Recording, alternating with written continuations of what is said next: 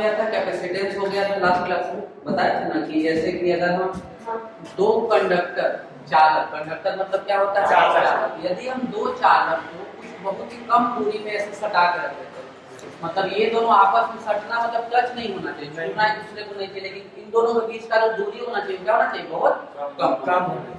तो इनके बीच का दूरी मान लो d है, इनका जो क्षेत्रफल है वो कितना है a, तो इसका हम कैपेसिटेंस लिख सकते थे a एप्सिलॉन नॉट बटा d, ये होता था इसका कैपेसिटेंस। कैपेसिटेंस का मतलब होता है कि ये जो है वो अपने अंदर कितना ऊर्जा रख सकता है, उसी क्षमता को क्या कहते हैं कैपेसिटेंस कहते हैं, इसको क्या कहते हैं धारिता, ये कितना एनर्जी कितना ऊर्जा को अपने अंदर धारण कर सकता है। ठीक है, अब हम लोग इसमें सीखे थे कि जोड़ते कैसे हैं, दो तरह का जोड़ना था, एक था सीरीज मतलब श्रेणी में और दूसरा था पैरेलल यानी कि समांतर। तो यदि हम दो कैपेसिटर को सीरीज में जोड़ते हैं, जैसे ये कैपेसिटर है C1 और ये कैपेसिटर है C2, दोनों का कैपेसिटेंस दिया है C1 और C2, अगर हम इन दोनों के बदले में एक कैपेसिटर लगाना चाहें तो उसका कैपेसिटेंस को हम मान लिए C इक्विवेलेंट, इसको क्या कहते हैं C इक्विवेलेंट, मतलब कि अंततः ये दोनों को मिला करके कितना बनेगा। अब देखो ध्यान से, इसका फॉर्मूला था 1/C इक्विवेलेंट बराबर 1/C1 प्लस 1/C2, ये था फॉर्मूला का जब दोनों सीरीज में हो, किसमें हो सीरीज में। अगर दूसरा कंडीशन था कि दोनों क्या में रहेगा पैरेलल, पैरेलल मतलब समांतर, तो इसमें क्या था कि दो अलग अलग रास्ता हो, ये दूसरा तार है ये दूसरा तार है, इसमें एक कैपेसिटेंस लगा है C1 और इसमें दूसरा कैपेसिटेंस लगा है कितना C2। अगर हम इन दोनों के बदले एक कैपेसिटेंस लगाना चाहते हैं तब क्या होगा, तो C इक्विवेलेंट बराबर हो जाता था C1 प्लस C2। यहाँ पर क्या होता था, इन दोनों को हम डायरेक्टली जोड़ सकते हैं C1 प्लस C2, ये हो गया C इक्विवेलेंट। तो ये सब चीज खत्म हो चुका था, हम लोग का कैपेसिटेंस वाला जो टॉपिक था खत्म हो गया था। एक चीज इसमें और हम तुम लोग को बताए थे, एनर्जी कितना जमा होता है ना, एनर्जी बराबर लिखे थे, क्या बताए थे हाफ CV² बताए थे, या इसका एक और फॉर्मूला होता है Q²/2, इसका दो फॉर्मूला है, हाफ CV² और दूसरा फॉर्मूला है Q²/2। Q का मतलब क्या है चार्ज, Q का मतलब होता है चार्ज, चार्ज मतलब आवेश, मतलब जो ये प्लेट है इसको प्लेट कहते हैं, प्लेट ऑफ कैपेसिटर, धारिता का ये प्लेट है। अब ध्यान से देखो, इस पे कुछ चार्ज रहता है और इस पे भी कुछ चार्ज रहता है, एक पे प्लस चार्ज रहता है दूसरे पे माइनस चार्ज। तो ऐसा नहीं कि प्लस और माइनस दोनों को लेना है, दोनों पे मान कितना रहता है सेम रहता है, अगर इस पे 4 कूलम है तो इस पे -4 रहता है, तो चार्ज हमारा क्या है चार्ज है, चार्ज हमारा क्या है चार्ज, तो यहाँ पर हम Q की जगह पर कितना रखेंगे 4 रखेंगे, ठीक है ना। चलो अब देखो, पहले हम एक दो इसमें सवाल दे रहे हैं, किस पे आधारित है एनर्जी पे आधारित है, तो यहाँ पर हम लिख देते हैं क्वेश्चन क्या है, फाइंड एनर्जी स्टोर, स्टोर का मतलब होता है कि कितना एनर्जी वहां पर जमा है, फाइंड एनर्जी स्टोर। पहला ये कैपेसिटेंस है 2 माइक्रोफैराड, कितना है 2 माइक्रोफैराड, और यहाँ पर एक बैटरी लगा हुआ है जिसका वोल्टेज कितना है 10 वोल्ट है, कितना है 10 वोल्ट। दूसरा सवाल, यहाँ पर एक कैपेसिटर लगा है और ये दूसरा कैपेसिटर लगा है और यहाँ पर एक बैटरी लगा है जिसका वोल्टेज है 5 वोल्ट, ये है 4 माइक्रोफैराड और ये है ये मान के चलते हैं 6 माइक्रोफैराड, 4 माइक्रोफैराड और 6 माइक्रोफैराड। तो दोनों केस में हमको निकालना है कि इसका एनर्जी कितना है, इसके अंदर कितना ऊर्जा जमा है। चलो जल्दी से करो, फॉर्मूला देखो यहाँ पर लिखा हुआ है, अगर फॉर्मूला किसी को देखना है तो दो फॉर्मूला है एनर्जी का, पहला फॉर्मूला है हाफ CV² और दूसरा फॉर्मूला है Q²/2। अगर कैपेसिटेंस और वोल्टेज दिया है, अगर वोल्टेज दिया हुआ है तो कौन सा यूज करोगे ये वाला, और अगर चार्ज दिया है मतलब सिर्फ पता है कितना चार्ज है तब कौन सा इस्तेमाल करना है ये वाला। देखो ध्यान से यहाँ पर कौन सा करोगे,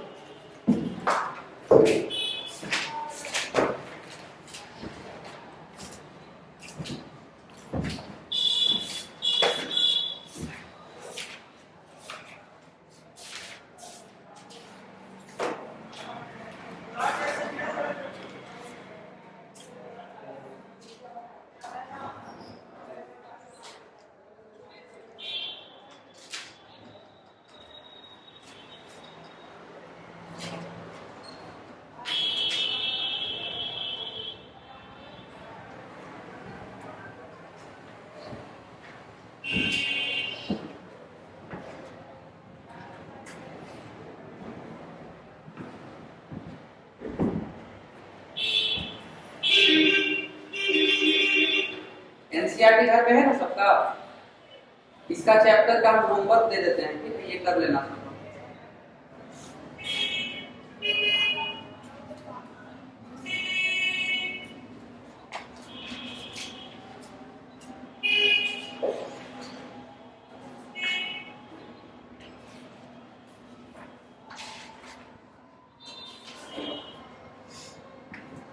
होमवर्क लिख लो सब लोग।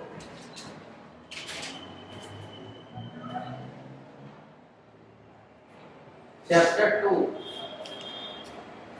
क्वेश्चन 1 से लेकर के 20 तक कर लेना।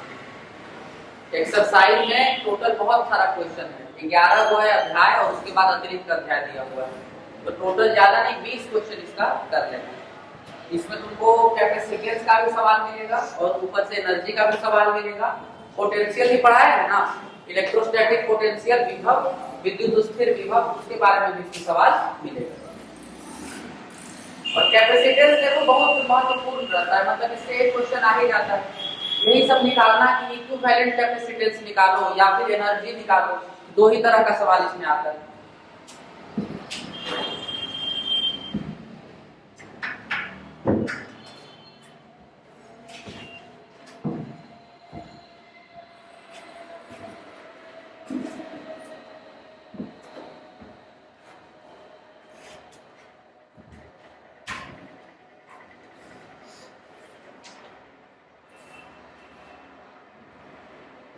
पहला का 100 आ रहा है।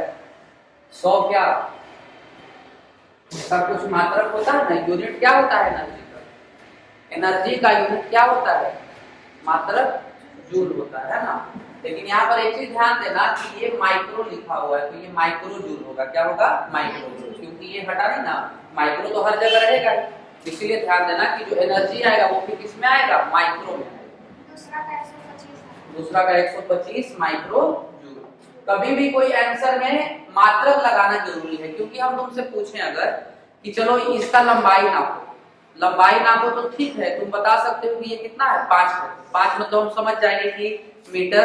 नहीं तो देखो अगर इसमें दिक्कत क्या है, अगर हम तुमसे लंबाई पूछो और तुम हमको 10 बता दिए या 20 बता दिए या 100 बता दिए, तो हमको ये नहीं ना पता है कि तुम सेंटीमीटर में बोल रहे हो कि मीटर में बोल रहे हो कि किलोमीटर में बोल रहे हो, है कि नहीं? तो ये चीज होता है, तो इसीलिए मात्रक लगाना जरूरी होता है। जैसे कि अगर हम 100 बोलते हैं तो 100 जूल भी हो सकता है, 100 कैलोरी भी हो सकता है, 100 अर्ग भी हो सकता है ना।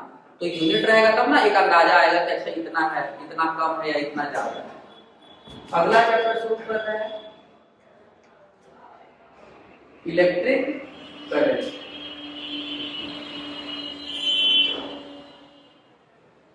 विद्युत धारा।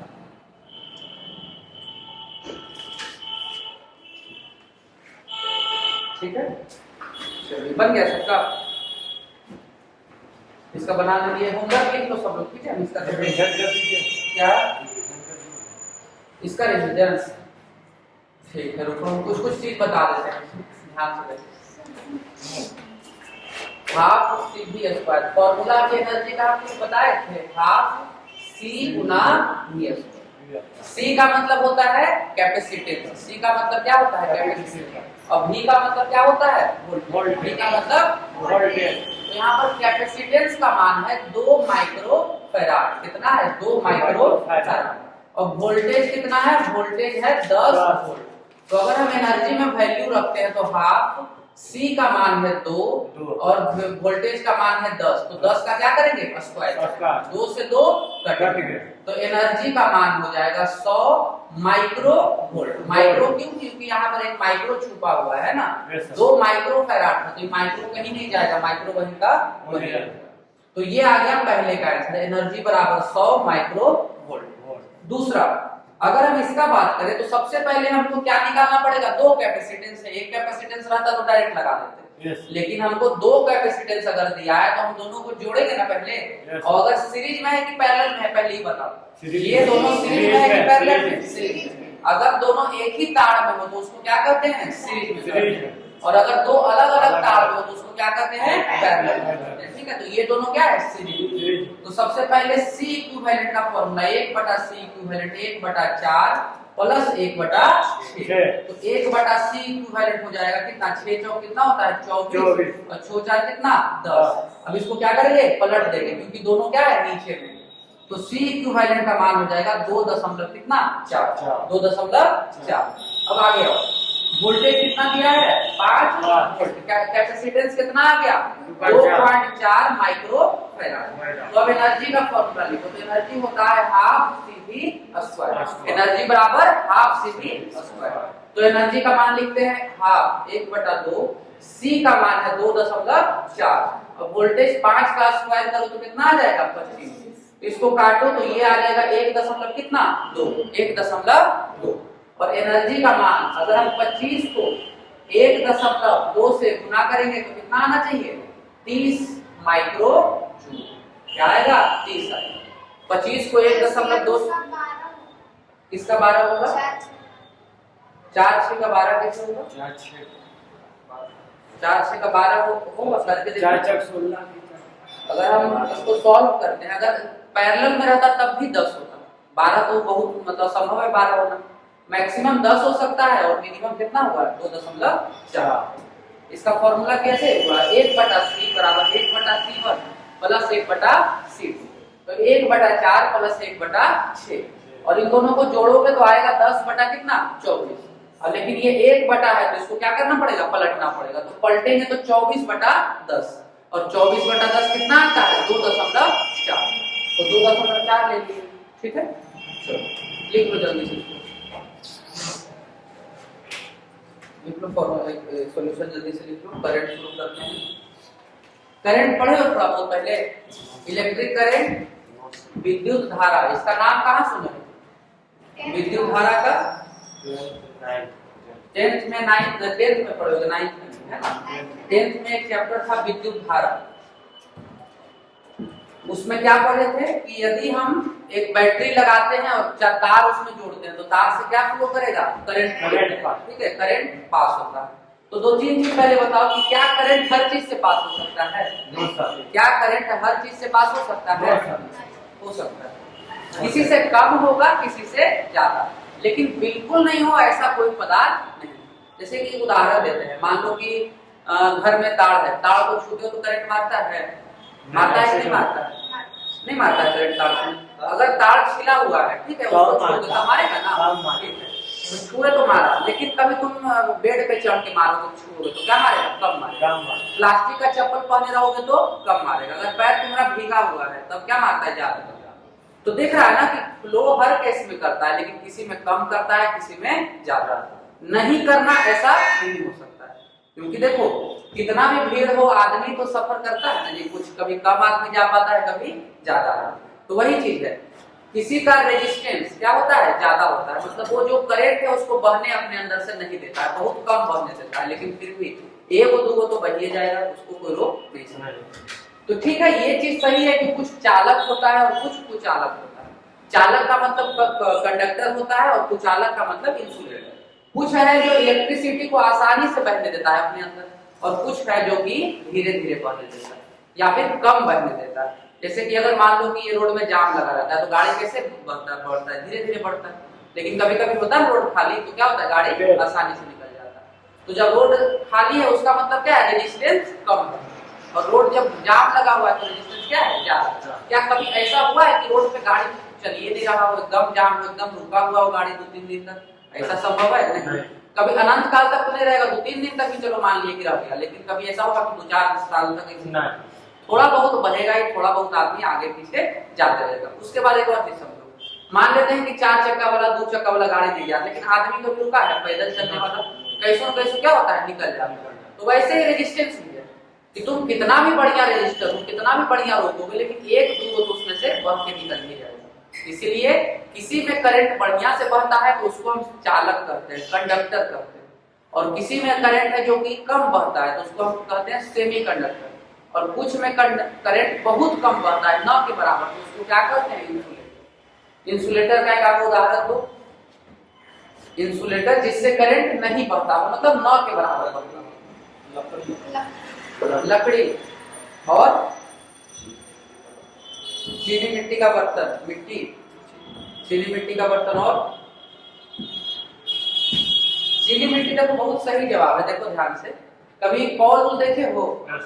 कॉल पे जो काला काला लगा रहता है इसको चिड़िया कहते हैं। तो क्या चीज का बना रहता है? देखो चीनी मिट्टी का। क्यों बना रहता है? क्योंकि चीनी मिट्टी जो है वो विद्युत मतलब बिजली का बहुत गंदा चालक है, बहुत ही कुचालक है, वो बिजली को अपने अंदर बहने नहीं देता। तो देखो ध्यान से, मान लो कि ये कॉल है, अगर ये कॉल है और यहाँ पर इस तरह से वो लगा हुआ है, तो यहाँ से तार पास होता है ना, ऐसे करके तार पास हो रहा है। अगर ये हल्का फुल्का भी चालक रहेगा तो इसमें बिजली आ जाएगा, इसमें आ जाएगा। और तुम्हें भी पता है कि कॉल नॉर्मल गाँव में ना सीमेंट का रहता है, बाकी का जगह तो लोहे का रहता है। बड़ा बड़ा अभी भी 33,000 11,000 आता है, तो कैसा कॉल पर आता है? लोहा का कॉल पर आता है। क्योंकि ये वाला कॉल भी क्या होता है? खतरनाक होता है, टूट सकता है। कभी भी उससे कुछ टकराया तो क्या होगा? टूट जाएगा। तो खतरनाक है। थोड़ा बहुत 220 वोल्ट घर में आने के लिए ठीक है, लेकिन अगर बिजली का वोल्टेज बहुत ज्यादा है और अगर उसमें टूटने का डर होता है तो बहुत खतरनाक है। इसमें क्या है? लोहा का पोल रहेगा तो अगर गाड़ी भी मार दिया तो उसको ठट लेगा, लेकिन अगर सीमेंट का रहेगा, ट्रैक्टर भी मार देगा तो टूट के उसके ऊपर गिर जाएगा। और ये गिरने से क्या होता है? बहुत हद तक क्षति होता है। मान लो कि अगर एक 33,000 का पोल गिर गया तो उससे लाखों करोड़ों का नुकसान हो जाता है। तो 4,000 10,000 का नुकसान नहीं होता, लाखों करोड़ों का नुकसान हो जाता है। कैसे होगा? तो तार गिरा, तार ऐसा नहीं कि एक पोल गिरता है तो वजह का तार टूटता है, 3 पोल का तार टूट जाता है। और उसको बाधित करने की वजह से कितना सारा कंपनी दिक्कत होगा, उतना कितना एरिया में जो इंडस्ट्री उसको क्षति पहुंचाएगा, तो उससे बहुत नुकसान होता है। अब देखो, ये अगर थोड़ा सा भी चालक रहे, मतलब हल्का फुल्का भी करंट अगर पास करने देगा, तो ये किस चीज का पोल है? लोहा। और लोहा तो क्या होता है? बढ़िया से चालक होता है, बहुत ही बढ़िया से उसमें करंट पास होता है। तो अगर यहाँ पर कोई आदमी सटा रहेगा उसको मार देगा कि नहीं? करंट मार देगा, है ना। लेकिन क्योंकि ये बहुत ही खराब चालक रहता है, मतलब एकदम कुचालक, इसको सबसे ज्यादा मार सकते हैं। और इसी की वजह से क्या होता है? उसको वहां लगाया जाता है कि उतना करंट पास करने देता है कि वो हानिकारक नहीं। फिर भी कभी बारिश पड़े तो लोहा के पोल के पास नहीं जाता, इसलिए देखो बारिश में बिजली कट जाता है। जनरली गाँव में आता है तो बिजली क्या होता है? कट जाता है। उसका कारण है कि हम लोग का जो तार है वो खुला तार है, मतलब कवर उसके ऊपर नहीं लगा रहता है। और खुला है तो पानी तो हर जगह, मान लो कि ये पानी का ऊपर में क्या आ गया? लेयर आ गया, तो यहाँ से बिजली इसके थ्रू बह करके जमीन में जाएगा ना, और तुम यहाँ पर हाथ टच किए तो तुमको क्या होगा? करंट मार देगा। इसीलिए कभी भी बारिश के टाइम पोल से क्या होना चाहिए? दूर रहना चाहिए। बहुत बड़ा कारण है, ठीक है। तो अब करंट हम लोग शुरू कर रहे हैं। पहले समझते हैं कि करंट क्या होता है और करंट क्यों होता है। 2 सवाल होना चाहिए ना, कि करंट आखिर होता क्या है, इलेक्ट्रिक करंट, और ये इलेक्ट्रिक करंट क्यों होता है, मतलब कैसे उत्पन्न होता है, इसका कारण क्या है। तो सबसे पहले करंट क्या होता है ये समझते हैं। तो करंट कुछ नहीं है, बहाव को करंट कहते हैं। पानी का भी करंट होता है ना। तो पानी क्या होता है? रुका हुआ पानी को कहोगे नहीं, जब पानी बहता है तब कहते हैं पानी में करंट आ गया, मतलब बिजली नहीं मारता है, लेकिन करंट का मतलब है बहाव तेज है, उसका बहाव क्या है? तेज। तो करंट का मतलब होता है किसी चीज का बहना, प्रवाह। क्या कहते हैं उसको? प्रवाह कहते हैं। यहाँ पे देखो हिंदी में विद्युत धारा, पानी का भी क्या पढ़ते हो? धारा या प्रवाह, उसको हिंदी में दूसरा सब प्रवाह। लेकिन यहाँ पर किस चीज का प्रवाह हो रहा है? यहाँ पर प्रवाह हो रहा है इलेक्ट्रॉन का, विद्युत का। विद्युत मतलब दूसरा लैंग्वेज में क्या? इलेक्ट्रॉन। विद्युत मतलब इलेक्ट्रॉन। तो मान लेते हैं कि एक तो यहाँ पर हम लोहा का एक टुकड़ा लेते हैं, ठीक है। इस लोहे के टुकड़े में क्या रहता है? परमाणु रहता है। लोहे का परमाणु, आयरन का एटम रहेगा, है ना। तो इसमें छोटा छोटा एटम है। एटम के अंदर क्या क्या रहता है? पढ़ाए हैं तुम लोग को, एटॉमिक स्ट्रक्चर पढ़े हो सब लोग। परमाणु के अंदर क्या क्या रहता है? इलेक्ट्रॉन रहता है, प्रोटॉन रहता है और न्यूट्रॉन रहता है। Electron, proton, neutron. स्ट्रक्चर में एक और चीज समझाए थे कि मान लो कि ये परमाणु है, ये क्या है? एटम। तो यहाँ पर प्रोटॉन और न्यूट्रॉन कहाँ रहता है? केंद्र में। यहाँ पर केंद्र में न्यूक्लियस होता है, जिसको हिंदी में क्या कहते हैं? नाभिक कहते हैं। क्या कहते हैं? नाभिक। नाभिक में क्या क्या रहता है? इसमें प्रोटॉन रहता है। क्या रहता है? प्रोटॉन। और क्या रहता है? न्यूट्रॉन। प्रोटॉन और न्यूट्रॉन। और इलेक्ट्रॉन कहाँ रहता है? इलेक्ट्रॉन इसके कक्ष में ऐसे घूमते रहता है। कहाँ घूमते रहता है? इसके कक्ष में। तो हम यहाँ पर मान लिए क्या है? इलेक्ट्रॉन। यहाँ पर क्या है? ठीक है। चलो, ये जो है वो अपने बिंदु से कभी हिल नहीं सकता, ये उसके चारों तरफ घूमते रहता है। तो ये कभी इसको बाहर निकाल सकते हैं? नहीं, इसको बाहर निकालना संभव नहीं। जैसे कि घर का दावा रहता है, दावा को बाहर निकाल दोगे तो घर बचेगा नहीं। तो ये घर का, ये एटम का क्या है? फाउंडेशन। और फाउंडेशन को बाहर नहीं निकाला जा सकता। तो नॉर्मल ऐसे इलेक्ट्रॉन घूमते रहता है, क्या रहता है, घूमते रहता है, ठीक है। अब कभी कभी क्या होता है कि हम एक पोटेंशियल डिफरेंस क्रिएट कर देते हैं। पोटेंशियल मतलब होता है विभव, मतलब यहाँ का जो विभव है वो ज्यादा है और यहाँ का विभव क्या है, कम है। एक जगह हायर पोटेंशियल, एक जगह लोअर पोटेंशियल। इस वजह से क्या होता है कि ये जो इलेक्ट्रॉन अभी घूम रहा था, जहां तहां घूम रहा था, अपने अंदर घूम रहा था, उसको क्या दिखता है कि एक तरफ आकर्षण फील होता है। किस तरफ, अपने अपोजिट साइड, मतलब प्लस की तरफ। अगर यहाँ पर एटम है, इसमें क्या है, इलेक्ट्रॉन है, निगेटिव चार्ज। इलेक्ट्रॉन कैसा होता है, निगेटिव। तो अभी नॉर्मल कंडीशन में ठीक है ना, इधर इसको कोई लालच दिख रहा है ना इधर कुछ दिख रहा है, तो चुपचाप घूम रहा है। लेकिन जैसे ही इसको पॉजिटिव दिखेगा तो ये क्या करेगा, उसकी तरफ बहना शुरू कर देगा। किसके तरफ, पॉजिटिव की तरफ। और ये ऐसा तो नहीं है कि एक ही एटम के साथ होगा, सब एटम में करेगा ये काम। सब एटम को किधर जाना है, सब इलेक्ट्रॉन को पॉजिटिव की तरफ। तो ये सारा जो एटम का इलेक्ट्रॉन होता है वो एक खास दिशा में बहने लगता है। कौन सा दिशा में, पॉजिटिव वाला दिशा में। और इसी से किस चीज का जन्म होता है, विद्युत धारा। धारा समझ सकते हो ना, यहाँ से मान लो कि ऐसे 50-60 1 करोड़ 2 करोड़ एटम है, सब का इलेक्ट्रॉन बहने लगा तो एक धारा बनेगा ना। धारा कैसे बनता है, ऐसे ही बढ़ता है। जैसे भीड़ है, भीड़ मार्केट में तुम देखो तो एक आदमी इधर जा रहा है, एक आदमी उधर जा रहा है, जैसे तैसे घूम रहा है। लेकिन देखते उधर मान लो कि कुछ तमाशा हो रहा है या फिर कोई ड्रामा हो रहा है, तो सब एक तरफ क्या होता है, उधर बहने लगता है, उधर बढ़ने लगता है। तो उसको कहेंगे ना धारा की एक तरफ बह रहा है। तो यहाँ पर भी वही चीज होता है कि एक टुकड़ा ले लो लोहा का, चांदी का, कुछ का टुकड़ा ले लो मेटल का, जिसमें की धारा बह सके, तो सारा इलेक्ट्रॉन ऐसे नाचते रहता है, इधर इधर करते रहता है। लेकिन जैसे ही उसको एक तरफ कुछ दिखता है पॉजिटिव चार्ज, वो सारा का सारा किस तरफ बहने लगता है, उसी तरफ बहने लगता है। तो इसी बहाव को क्या करते हैं, विद्युत धारा। ठीक है, किसके बहाव पर, इलेक्ट्रॉन के बहाव। चलो, तो सबसे पहले हम इसका डेफिनेशन लिख लेते हैं। ठीक है, दोनों चीज समझ में आ गया कि धारा क्या होता है और क्यों होता है। दोनों चीज समझ में आ गया ना कि विद्युत धारा क्यों होता है, क्योंकि उसको एक पॉजिटिव डिफरेंस आ जाता है, पोटेंशियल का डिफरेंस आ जाता है। तो सबसे पहले इसका डेफिनेशन लिखें। The rate of flow of electron is called electric current.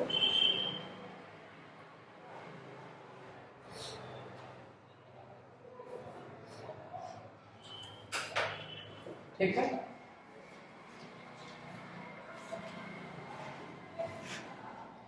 Electron के बहाव के दर को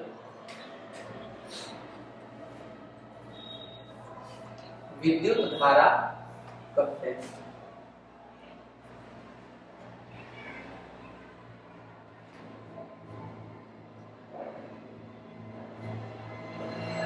विद्युत धारा, इसमें किसी को कोई परेशानी नहीं होना चाहिए। ठीक है, चलो इसका फॉर्मूला लिख लो। करंट बराबर dq बटा dt। करंट बराबर क्या होता है, dq बटा dt। Rate of change of charge, rate of change of charge with respect to किसके, time. With respect to time, with respect to time. इस चीज का ध्यान रखना, किसके रिस्पेक्ट में, टाइम के रिस्पेक्ट में, कि हर सेकेंड वो कितना चार्ज फ्लो करवा रहा है, उसी को क्या करते हैं, इलेक्ट्रिक करंट करते हैं। अब एक चीज यहाँ बहुत मजेदार चीज है कि जो इसका दिशा होता है, direction of current, direction of electric current, direction of electric current is opposite to the direction, opposite to the direction of flow of electrons। ठीक है, इसका मतलब है कि विद्युत धारा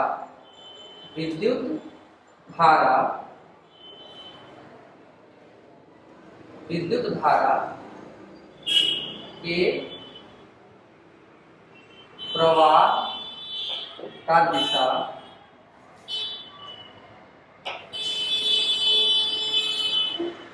इलेक्ट्रॉन के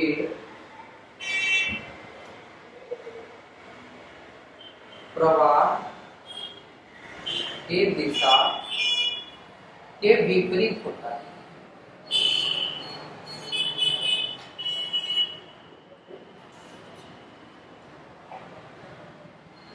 ठीक है, इसको ध्यान से समझो कि अगर हम यहाँ पर एक डायग्राम बनाते हैं, ये एक मान लो तार है, क्या है, वायर, ठीक है, यहाँ पर प्लस है, यहाँ पर माइनस, यहाँ पर प्लस है, यहाँ पर क्या है, माइनस।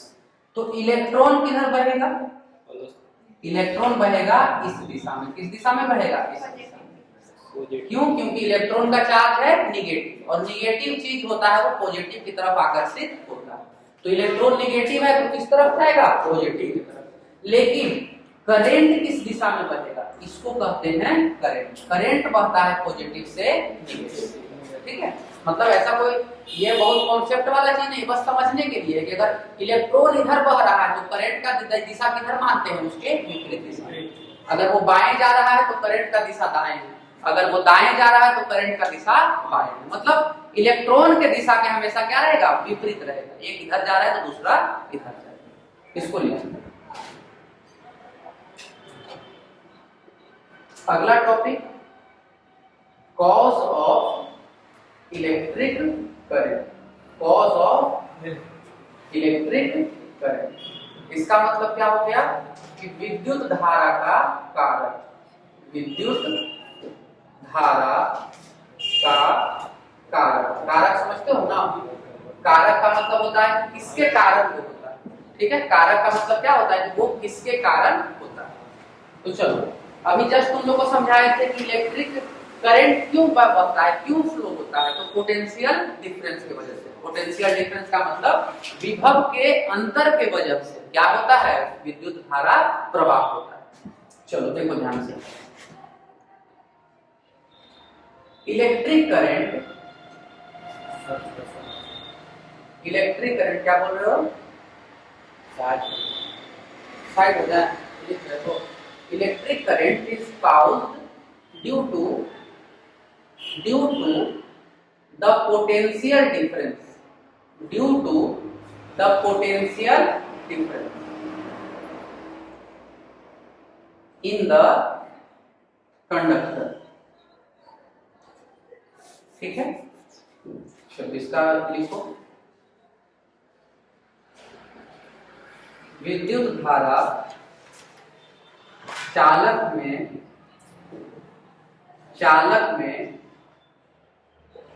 उत्पन्न विभव अंतर के कारण होता है।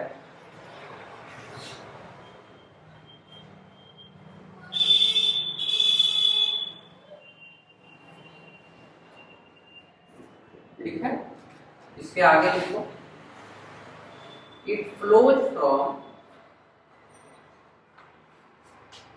हाई पोटेंशियल या higher potential to lower potential, higher potential to lower potential. इसका मतलब है कि यह उच्च विभव से निम्न विभव की ओर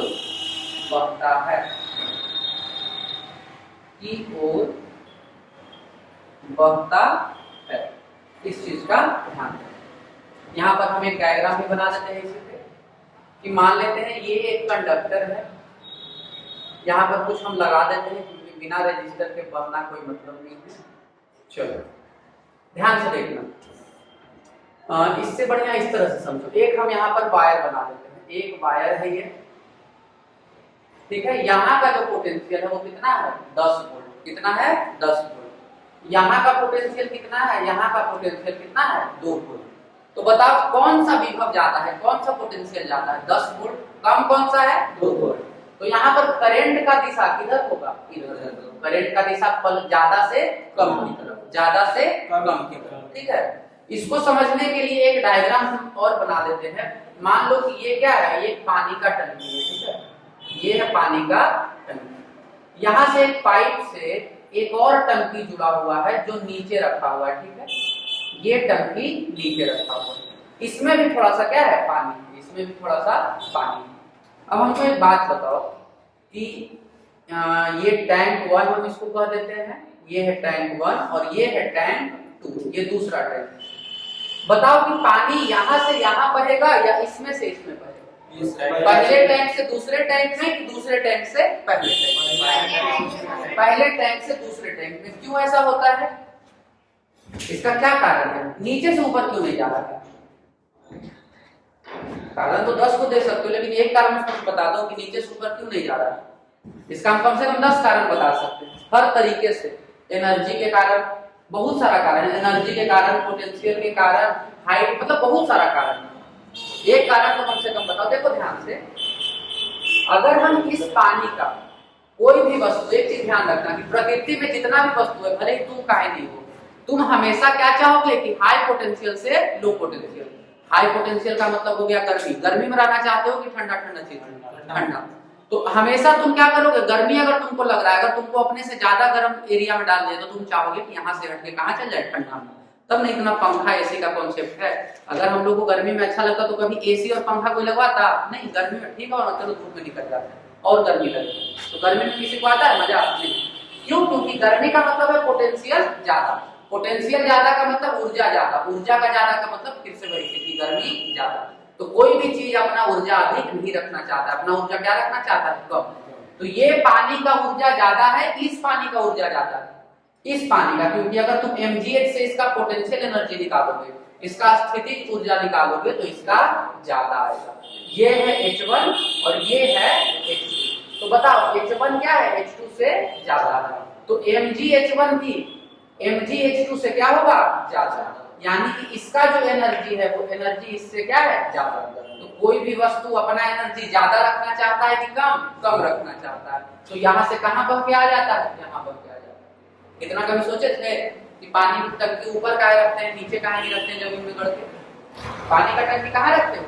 छत पर। उससे लॉस होता है कि गर्म हो जाता है गर्मी में। अगर जमीन के अंदर रखते तो फायदा रहता, कभी गर्म नहीं होता। एक बार भर देते ठंडा ठंडा पानी दिन भर मिलता, लेकिन कभी भरते हैं जमीन के नीचे। क्यों? क्योंकि पानी ऊपर तो नहीं आएगा, पानी को नीचे आराम है, ऊपर काहे आएगा परेशान होने के लिए? उसको आराम मिल रहा है तो वहीं ना रहना चाहेगा। उसके साथ जबरदस्ती भी नहीं कर सकते कि तुमको आना ही पड़ेगा। उसका मन है, नहीं आ रहा है, तुमको ज्यादा है तो मोटर लगा के फिर उसको चढ़ाओ ऊपर। तो वही चीज है। तो यहाँ भी क्या है? High potential. हाई पोटेंशियल का मतलब उसका एनर्जी ज्यादा, तो वो कहाँ जाना चाहेगा? कम एनर्जी की तरफ। कहाँ जाना चाहेगा? कम एनर्जी की तरफ। इसीलिए करंट कहाँ बढ़ता है? प्लस से माइनस, मतलब प्लस से माइनस नहीं, ज्यादा से कम की ओर बढ़ता है। चलो जल्दी से बनाओ, इसको खत्म करो पूरा।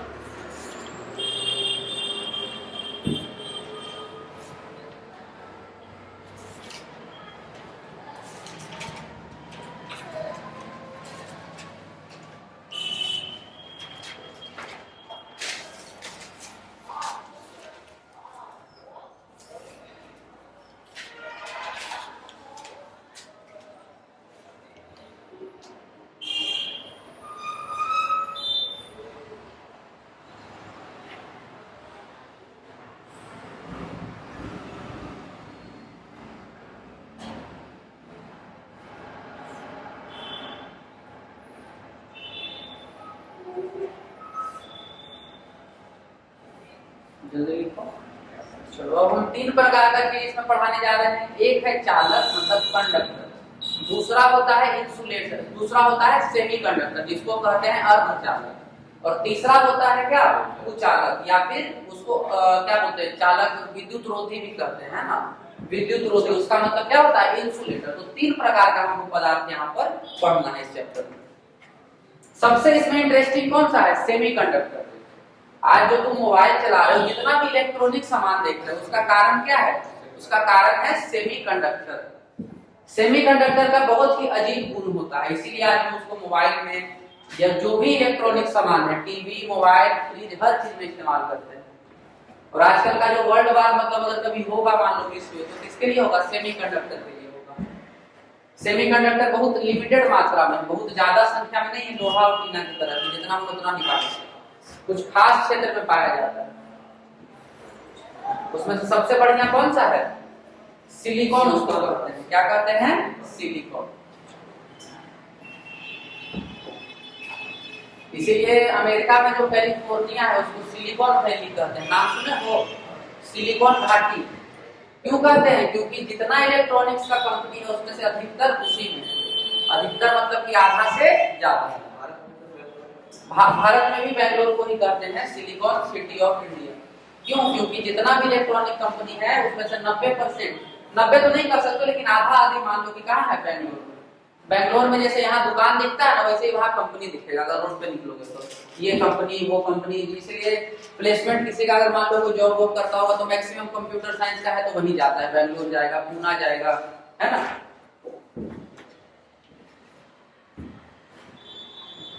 तुम लोग को इलेक्ट्रॉनिक्स भी पढ़ना है, चैप्टर है इलेक्ट्रॉनिक्स, इलेक्ट्रॉनिक्स एंड कम्युनिकेशन।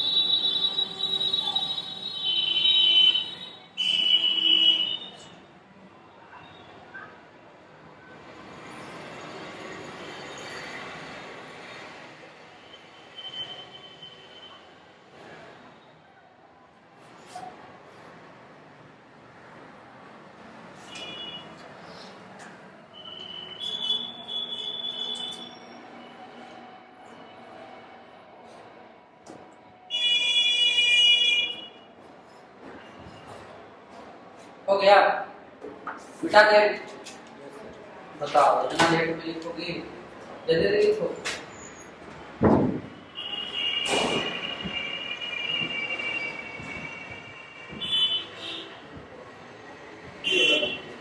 हाँ बना लो, बैठे हो तो बैठने से बढ़िया बना लो।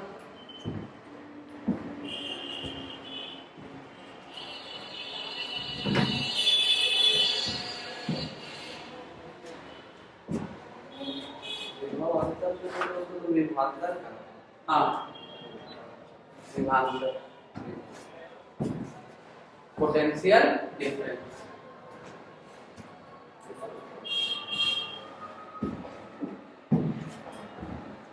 मतलब तुम लोग का 12th के लिए 2 ही चैप्टर नहीं है, मान के चलो 2 चैप्टर अगर तुम बढ़िया से पढ़ ली हो तो आधा नंबर तुम्हारा लगभग इतना से आ जाता है। क्योंकि प्रैक्टिकल में भी यही 2 चैप्टर से तुम्हारा प्रैक्टिकल रहेगा, तो जो भी रहेगा यही 2 चैप्टर से रहेगा। 30 नंबर तो उधर है, मतलब होता नहीं बढ़िया तो अलग बात है, लेकिन अगर होता तो 30 नंबर में समझो 20 से 25 नंबर इसी से आ जाता। उसके बाद एग्जाम में जो 70 नंबर का तुम लोग का एग्जाम होता है उसमें कम से कम भी इन दोनों चैप्टर से आएगा, तो 25 से 30 नंबर का आता है, 25 से 30 नंबर का। तो मान के चलो आधा भी लगभग पहुंच गया ना जी, 40% इसी से आ जाता है। इसके बाद 15-20 नंबर का आ जाता है तुम्हारा ऑप्टिक्स से, और वही 15-20 नंबर का आ जाता है किससे? मॉडर्न फिजिक्स, और ये आ गया ऑप्टिक्स। थोड़ा बहुत इसी में एडजस्ट हो जाता है, कहीं सेमीकंडक्टर, कम्युनिकेशन, ये सब, बाकी ज्यादा इसमें नहीं आता। तो ये दोनों चैप्टर सबसे ज्यादा जरूरी है। इसके बाद तुम लोग का इसके बाद 2 चैप्टर और है इसमें, एक है मैग्नेटिज्म। मैग्नेटिज्म पढ़े हो, नाम सुने हो कभी? मैग्नेट कैसे बनता है, चुंबक कैसे बनता है, चुंबकत्व उसको कहते हैं। चुंबक बनता कैसे है? अब हर जगह पत्थर तो नहीं ला सकते, क्योंकि देखो कारण उसका है कि जरूरी नहीं कि हमको हर जगह चुंबक बनाना पड़े, कभी कभी चुंबक का जरूरत नहीं भी पड़ता। जैसे कि उदाहरण देते हैं, शहर में देखते होंगे कभी तो कचरा के ढेर से लोहा चुनना होता है, कचरा का बहुत बड़ा बड़ा ढेर रहता है, वहां से क्या चुनना होता है? लोहा। तो लोहा मान लो ये कचरा का ढेर है, यहाँ पर हम चुंबक लगाए, हमको यहाँ पर रखना है, तो एक करके लोहा उखाड़ना पड़ेगा ना, कितना टाइम जाएगा? बहुत टाइम जाएगा। तो एक उससे इलेक्ट्रोमैग्नेट का यूज करते हैं। किसका यूज करते हैं? इलेक्ट्रोमैग्नेट। तो यहाँ पर आता है तो उसमें करंट डाल देते हैं, तो करंट डालते हैं तो क्या बन जाता है? मैग्नेट बन जाता है। फिर उसको उठा के यहाँ किए और यहाँ पर आते हैं तो लाइन काट देते, तो लाइन काट के तो नॉर्मल लोहा बन जाता है। तो लोहा से थोड़ी कुछ सटेगा, चुपचाप क्या होता है? नीचे गिर जाता है। तो यहाँ सटाए तो सब इसमें सट गया, यहाँ लाए करंट खत्म, फिर सब क्या हुआ? गिर गया। तो इसलिए मैग्नेटिज्म भी हम लोग को पढ़ना है कि करंट के मदद से मैग्नेट कैसे बनाया जा सकता है। उस चैप्टर का नाम है क्या? Magnetic effect of current. मतलब क्या है कि विद्युत धारा का चुंबकीय प्रभाव। चलो देखो ध्यान से, आगे बढ़ते हैं।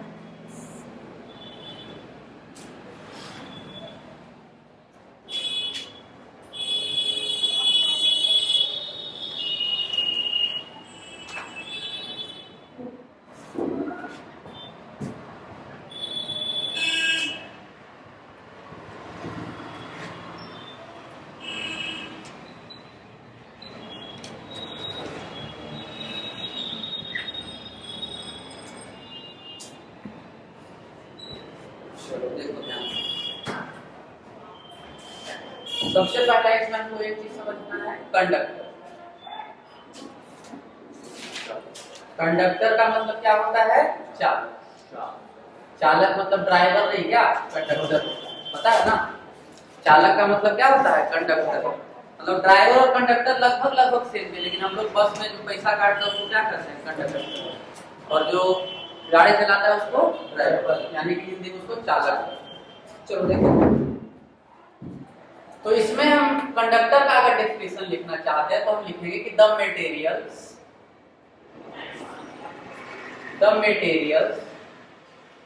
which allow electricity। कहाँ लिखवाए थे? कौन सा चैप्टर में? कंडक्टर। हाँ, वो तो सिर्फ कंडक्टर का लिखा है ना, कैपेसिटेंस में लिखा है। यहाँ पर तीनों लिखाना पड़ेगा। Electricity to pass through them, pass through them easily. ये इजीली लिखना जरूरी है, क्योंकि अभी जस्ट बताया कि बहने तो सब देता है, कोई अच्छे से बहने देता है और कोई दिक्कत करता है। तो the materials which allow electricity to pass through them easily are called conductors, are called conductors. ठीक है? वो तत्व जो विद्युत धारा को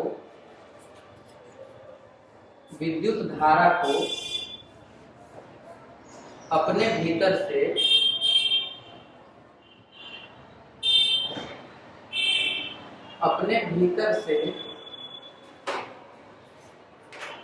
आसानी से बहने दें, उन्हें चालक कहते हैं। एग्जाम्पल में क्या लिख सकते हो? सिल्वर, कॉपर, और बताओ एल्यूमिनियम, और कुछ आयरन, है ना? ये सब क्या है? अच्छा से इलेक्ट्रिसिटी को अपने अंदर बहने देता है। कभी देखे हो प्लास्टिक का तार? देखे हो तार के अंदर? कभी प्लास्टिक देखे हो? क्या रहता है? यदि लोहा रहता है या तो तांबा रहता है। अगर महंगा तार खरीदोगे तो तांबा रहेगा, लेकिन जनरली क्या रहता है? लोहा का एक अलॉय रहता है उसका। ठीक है? चलो अब अगला देते हैं, दूसरा हमारे पास है सेमीकंडक्टर। क्या है? सेमीकंडक्टर। सेमीकंडक्टर का मतलब होता है अर्धचालक।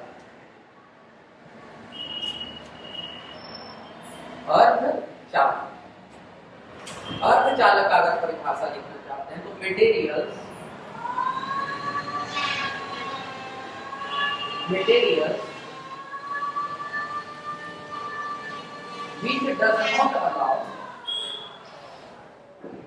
which does not allow electricity to pass through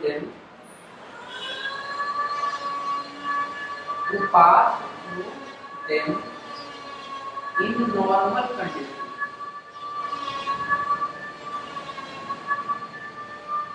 normal conditions, but allows to pass in some special conditions.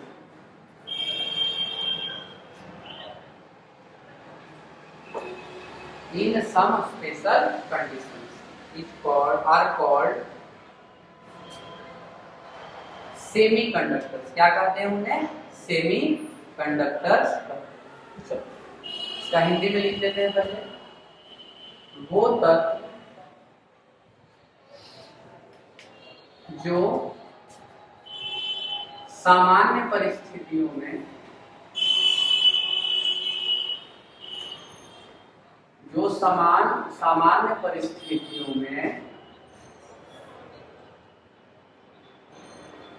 विद्युत धारा को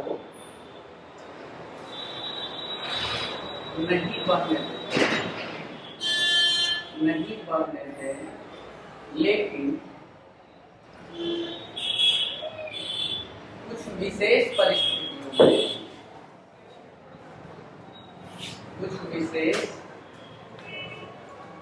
परिस्थितियों में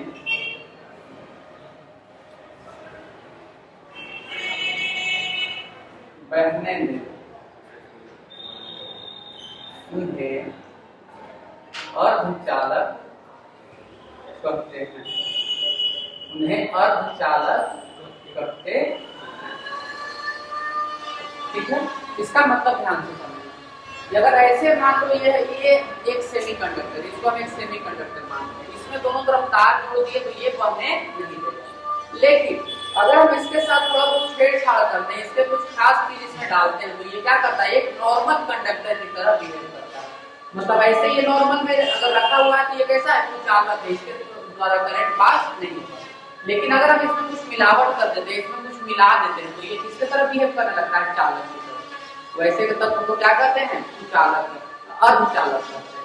इसका अगर हम उदाहरण लिखना चाहें तो क्या हो जाता है, सिलिकॉन है ना, सिलिकॉन हो जाता है, जर्मेनियम हो जाता है। ठीक है, ये सब क्या है, अर्धचालक इसको कहते हैं। क्या कहते हैं, अर्ध।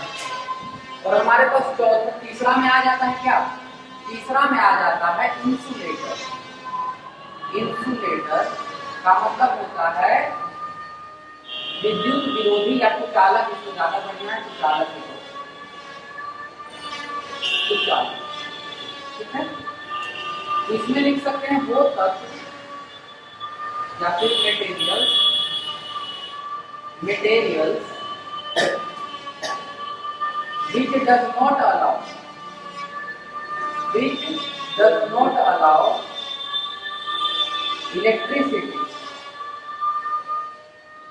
electricity to pass through them, which does not allow electricity to pass through them are called insulator. ठीक है, वो तत्व जो विद्युत धारा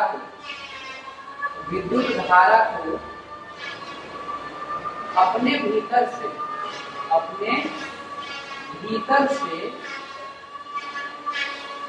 बहने न दे, उन्हें कुचालक कहते हैं। इसका एग्जाम्पल क्या लिख सकते हैं, इसका एग्जाम्पल हम लोग लिख सकते हैं क्या, कोयला लिख सकते हैं। कोयला क्या होता है, कुचालक होता है। लकड़ी लिख सकते हैं, वुड लिख सकते हैं, और क्या लिख सकते हैं, प्लास्टिक से बनता है, प्लास्टिक क्या है, कुचालक। ये सब सारा का सारा क्या हो जाएगा हमारे पास, कुचालक। तीनों समझ में आ गया। चलिए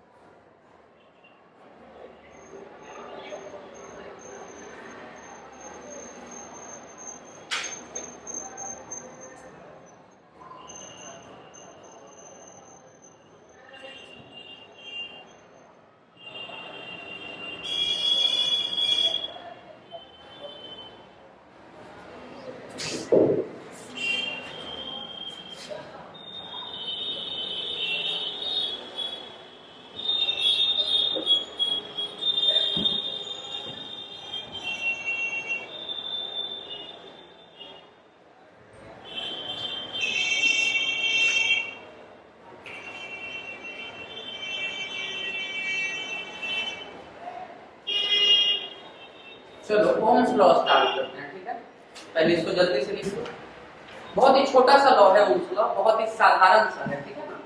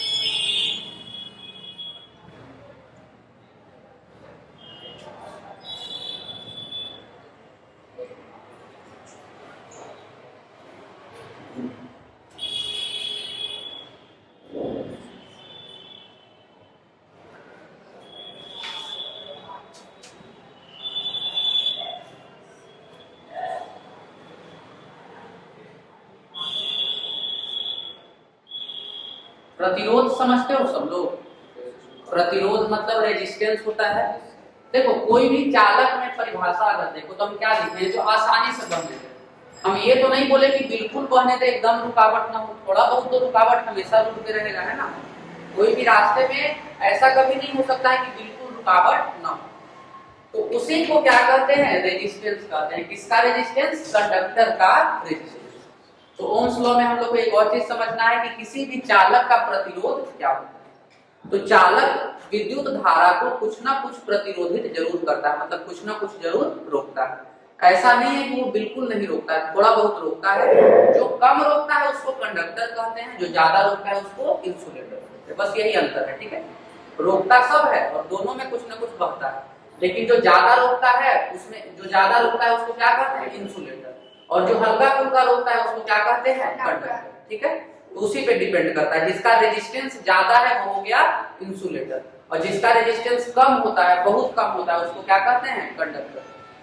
चलो, तो ओम्स लॉ क्या कहता है, ध्यान से देखना कि अगर हमारे पास एक कंडक्टर, ये कंडक्टर है, इसका रेजिस्टेंस कितना है, R। इसका रेजिस्टेंस कितना है, R।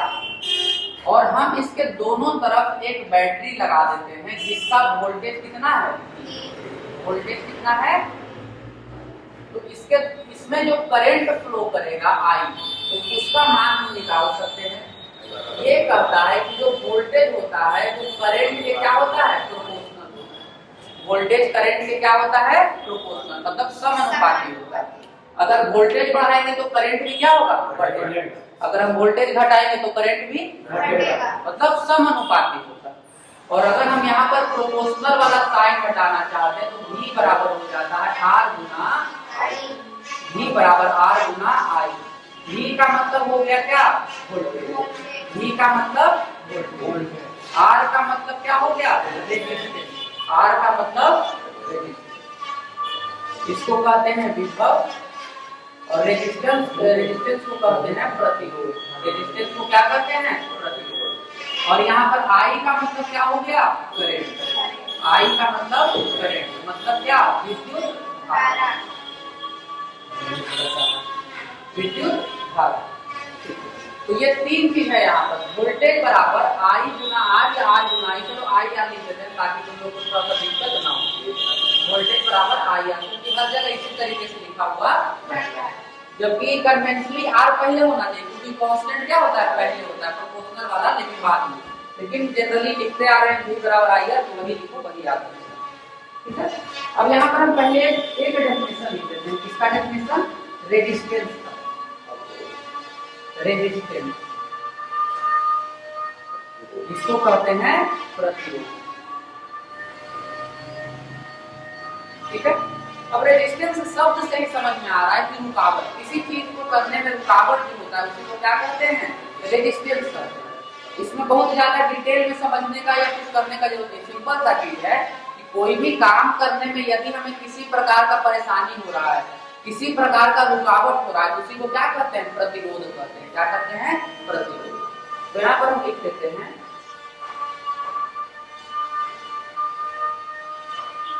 कि द कंडक्टर या फिर एनी कंडक्टर, द कंडक्टर लिखना चाहिए, any conductor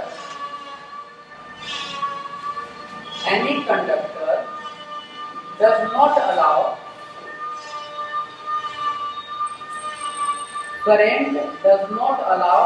current to pass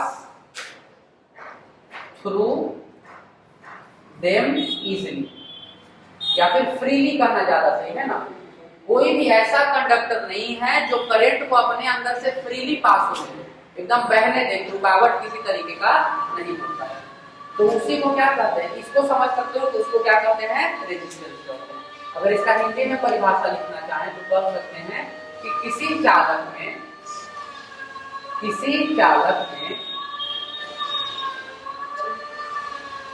कुछ रुकावट महसूस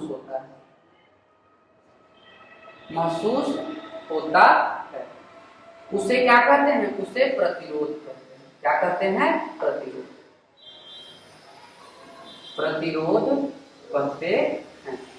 इसका फॉर्मूला भी लिख देते हैं, R बराबर रो गुना L बटा A, रेजिस्टेंस बराबर रो गुना L बटा A। अब यहाँ पर R का मतलब क्या हो गया, रेजिस्टेंस, R का मतलब क्या हो गया, रेजिस्टेंस, L का मतलब क्या हो गया, लंबाई, इसका लंबाई, और A का मतलब हो गया क्रॉस सेक्शनल एरिया, उसका बगल वाला जो क्षेत्रफल है। ठीक है, तो यहाँ पर हम एक डायग्राम बना लेते हैं कि अगर ये एक कंडक्टर है जिसका लंबाई L है और इसका ये वाला एरिया कितना है, A, ये वाला एरिया कितना है, A, तो इसका रेजिस्टेंस हो जाएगा R बराबर रो L बटा A। यहाँ तक ठीक है। तो अब थ्योरेटिकल पार्ट यहाँ तक हुआ खत्म, मेन जो थ्योरी वाला चीज था वो खत्म हो गया।